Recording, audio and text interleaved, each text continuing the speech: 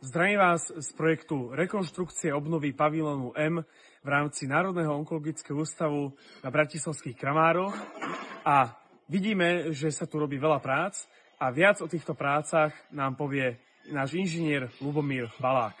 Dobrý deň, tak vítam vás na našej stavbe. Momentálne sa nachádzame na pôvodnej strešnej konštrukcii. Za mnou môžete vidieť časť tohto projektu a to je nadstavba. Nadstavba sa realizuje ako suchý proces.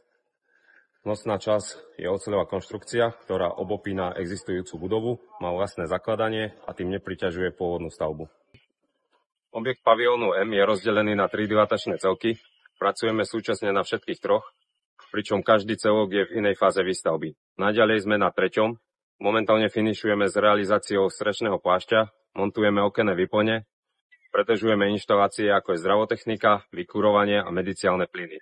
Na 1. dilatačnom celku sa dokončuje nosná časť oceľovej konštrukcie a začína sa montovať trapezový, strešný a podlahový plech.